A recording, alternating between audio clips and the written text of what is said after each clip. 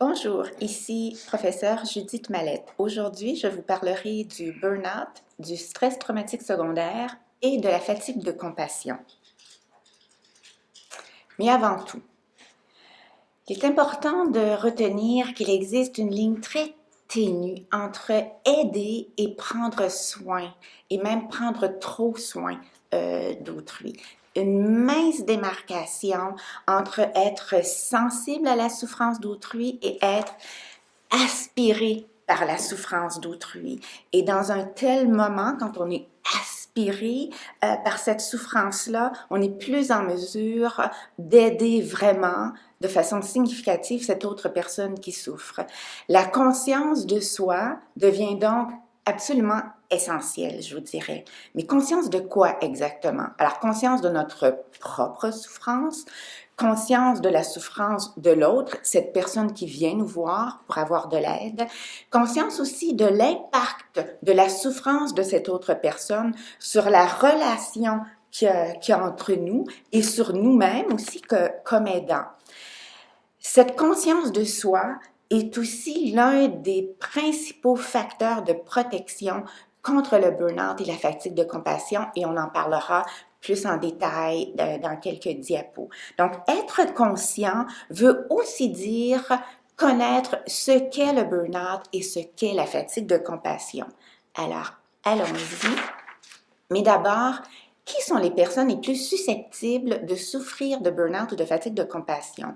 Alors, vous pouvez voir ici, il y a une liste assez longue quand même de personnes de différents types de professions dont les personnes peuvent souffrir de burn-out ou de fatigue de compassion. Y compris aussi les bénévoles, membres de famille d'une personne souffrant de maladies chroniques. Autrement dit, personne n'est immunisé, et ça, c'est vraiment important de maintenir ça à l'esprit.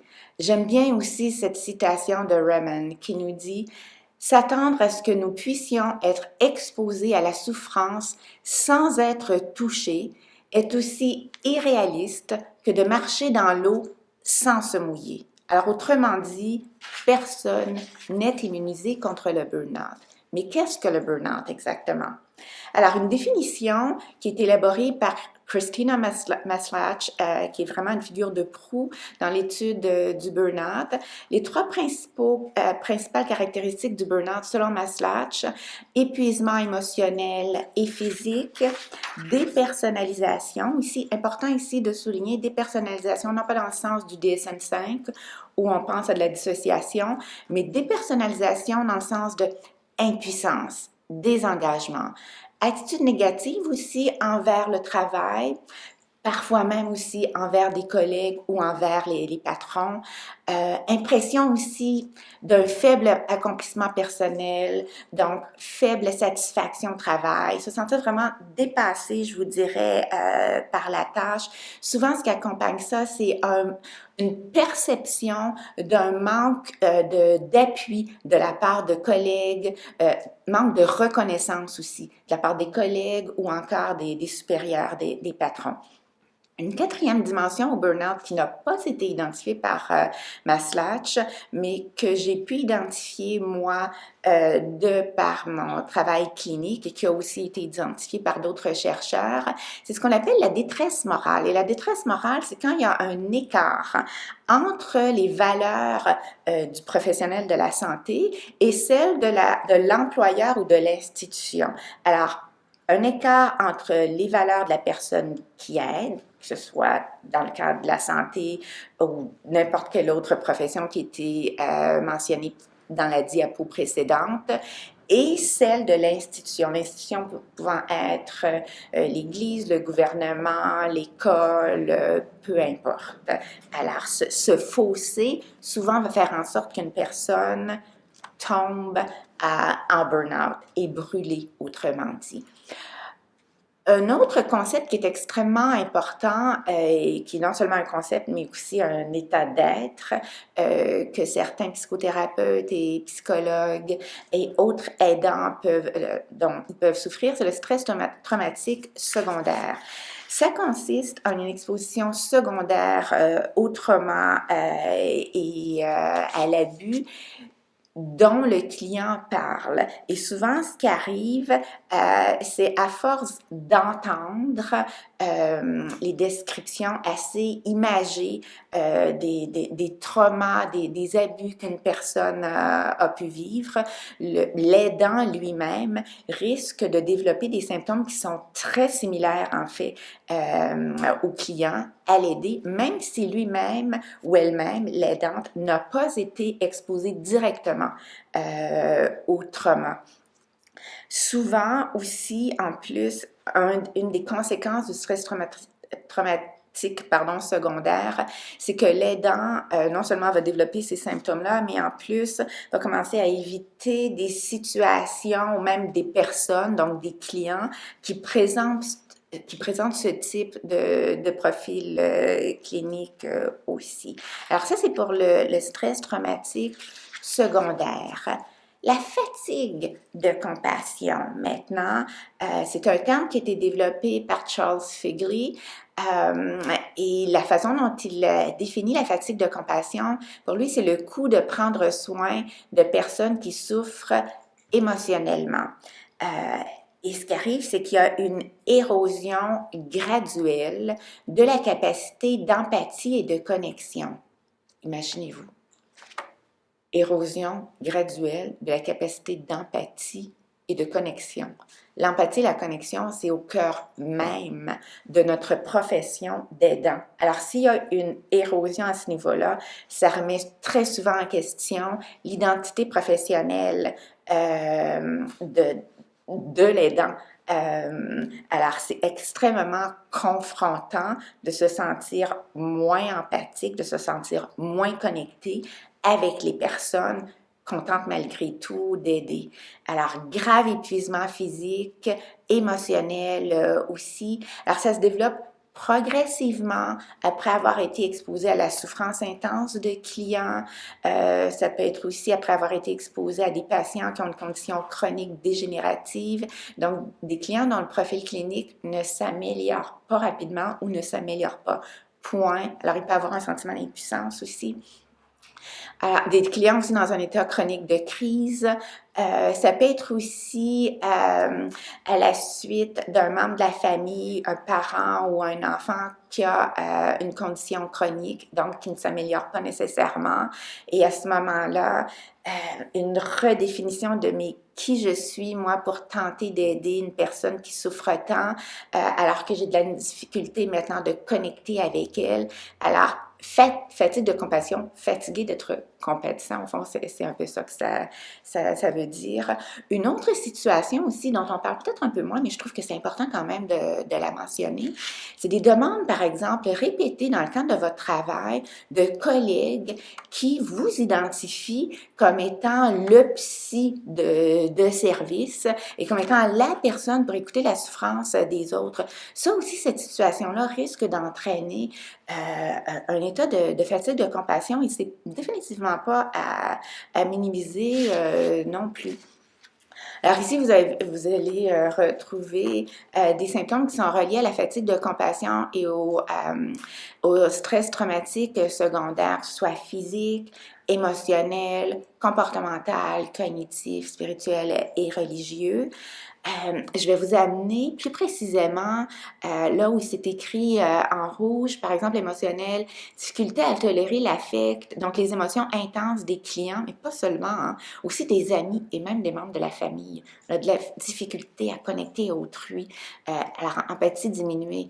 Ce qu'on observe aussi beaucoup au niveau comportemental, c'est que souvent les gens qui souffrent de fatigue de compassion vont se dire, mais pour me changer les idées, par exemple, je vais aller faire du bénévolat dans un refuge, que ce soit pour des animaux ou encore pour des personnes qui ont subi de l'abus, sauf que ça ne sort pas du contexte. Alors, souvent, comme symptôme comportemental, on voit un surinvestissement dans des activités qui sont reliées au travail. Et ça, en soi, ça risque d'exacerber les symptômes aussi. Au niveau spirituel et religieux, il y a beaucoup une interrogation sur qu'est-ce que le bien, qu'est-ce que le mal, est-ce que le monde est vraiment encore bon? Il y a donc toute une remise en question de qu'est-ce qui fait sens au fond dans ma vie? La personne se sent souvent déracinée de ses valeurs.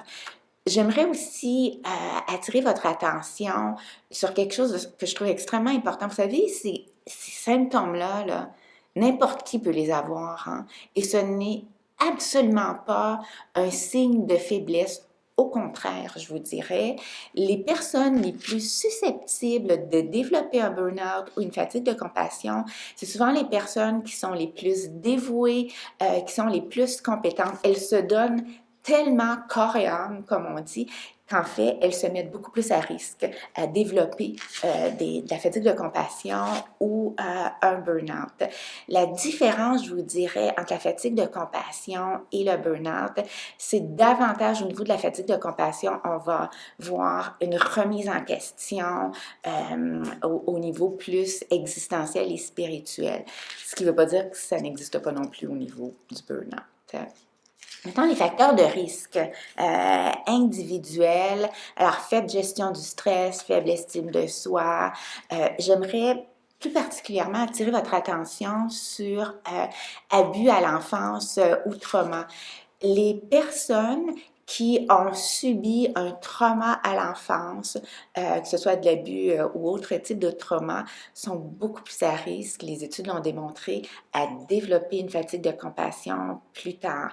Alors, c'est important de porter attention ici à ça et de prendre davantage soin de soi aussi. Facteur de risque aussi, formation insuffisante. N'hésitez pas à aller chercher toutes sortes de formations qui pourraient vous aider dans le cadre de votre travail, à lire aussi, parce qu'un manque de formation risque de vous faire sentir impuissant et en soi, ça va augmenter le risque de fatigue de compassion. Le rôle de l'empathie. Alors, c'est assez intéressant ici, le rôle de l'empathie, parce que ça peut jouer à deux niveaux. Alors, une plus grande empathie, surtout envers des émotions négatives, engendre un plus grand risque de fatigue de compassion. Mais une grande empathie peut aussi être un facteur de protection chez les médecins et chez les psychologues qui ont une grande habileté à reconnaître leurs propres émotions, à les réguler aussi et à maintenir des frontières professionnelles qui sont claires, c'est-à-dire de bien différencier qu'est-ce qui m'appartient, qu'est-ce qui appartient à la personne aussi que j'accompagne et sans que ce qu'elle vit m'envahissent moi. Alors, en ce sens-là, l'empathie peut être un facteur protecteur, en fait. Facteur de risque maintenant relié au travail, population qui ont un profil clinique chronique, ça c'est un facteur de risque. Des conditions de travail qui sont difficiles ou même un environnement toxique, ça aussi. Expérience professionnelle qui peut être parfois un facteur de risque parce qu'on se dit « Ah, j'en ai tellement vu auparavant, je suis capable de continuer » en ce sens-là, de ne pas respecter nos limites. Ou ça peut être un facteur de protection quand justement, au fil des années, on a appris à protéger, à respecter qui on est et à donc bien établir nos frontières. Et en ce sens-là, ça pourrait être un facteur de protection. D'autres facteurs de protection aussi plus en détail ici. Alors, responsabilités qui sont claires, savoir quelles sont mes responsabilités dans le cadre de mon travail, partager aussi avec des collègues, ainsi on peut contrer l'isolation, être supervisé ou du moins avoir un mentor. Alors de ne pas rester isolé, encore une fois, c'est important. Avoir des activités qui ne sont pas reliées à mon travail. Ça revient à ce que je disais tantôt aussi beaucoup. Connaissance de soi et conscience de soi. Alors, ça revient à ce que je disais au tout début, tantôt. Alors, connaissance de mon corps. Suis-je fatiguée physiquement? Comment est-ce que je vais? Au niveau de mes pensées, est-ce que j'ai des pensées qui tournent tout le temps ou bien est-ce que j'ai des pensées qui me disent « je me sens en paix ». Qu'est-ce qui se passe? Soyons attentifs à ce qui se passe là. Au niveau des émotions aussi, est-ce que je suis attentive à comment je me sens? Les croyances, est-ce que je les mets de côté ou est-ce que je suis respectueuse de qu'est-ce qui est important pour moi? Mon historique personnel, est-ce que je porte attention d'où est-ce que je viens? Parce que vous savez, on s'amène aussi, hein, comme je dis souvent à mes étudiants, quand on rencontre des personnes qui souffrent. Alors, suis-je consciente de tout mon bagage personnel? Pouvoir identifier les stresseurs et non pas dire, OK, c'est pas grave, je vais continuer. Non, reconnaître ce qui est. Ne pas nécessairement faire tout un plat, mais reconnaître ce qui est et l'impact potentiel sur moi aussi. Ça aussi, c'est important. Voilà. Alors, comme je l'ai dit ici, prends soin de soi pour mieux prendre soin d'autrui, c'est absolument clé. Autre facteur de protection, équilibre vie privée et vie personnelle et professionnelle, pardon. J'amènerai peut-être une petite nuance ici. Et il y a peut-être davantage lieu de parler d'une harmonie entre la vie privée et la vie professionnelle, parce qu'un équilibre, c'est comme ça, puis parfois, c'est difficile hein, d'aller 50-50, parce que parfois, le travail prend davantage de place, parfois, c'est la vie professionnelle, alors qu'il y a quand même une harmonie, un flow entre les deux, de sorte qu'à un moment donné, oui, le travail prend plus de place, mais à un autre moment donné, l'harmonie va aller plus au niveau de la vie privée, alors de sorte qu'il n'y a pas une hyper-polarisation à un des deux pôles. Ça, c'est vraiment important. Des frontières claires entre l'empathie et la sympathie, c'est vraiment extrêmement important. Être empathique, c'est pouvoir reconnaître qu'est-ce que l'autre vit et le lui refléter, alors que la sympathie, c'est de souffrir au fond avec l'autre. Alors, si on accompagne quelqu'un et qu'on veut vraiment être dans une position d'aidant, si on est trop sympathique à ce qu'il vit, on risque de ne plus être aidant. Donc, une certaine frontière est importante aussi. Suivre des formations, comme je le disais tantôt, connaître ce qu'est le burn-out, le traumatique secondaire et la fatigue de compassion, c'est extrêmement important aussi. Psychothérapie, le reste, un petit rappel finalement. L'autocompassion aussi, à tous les niveaux dont je vous ai parlé tantôt, physique, cognitif, émotionnel, relationnel aussi, spirituel. Des réflexions aussi que j'aimerais susciter chez vous. Comment est-ce que comment est-ce que vous décrivez votre relation avec votre travail? Qu'est-ce qui est porteur de sens pour vous aussi? Puis finalement, j'aimerais terminer avec le kintsugi. Alors, le kintsugi, c'est un art japonais qui consiste à remettre en un morceau, c'est souvent de la vaisselle, mais ça peut être un autre objet, alors, par exemple, un bol, comme celui-ci, qui consiste à remettre les morceaux ensemble avec de l'or. Je trouve que c'est tellement symbolique de la vie au fond, mais aussi d'une démarche thérapeutique qui nous dit qu'en dépit des difficultés, des traumas dont on a vécu, il est possible de nous remettre en un morceau. Et peut-être que oui, on ne ressemble pas à ce qu'on était auparavant.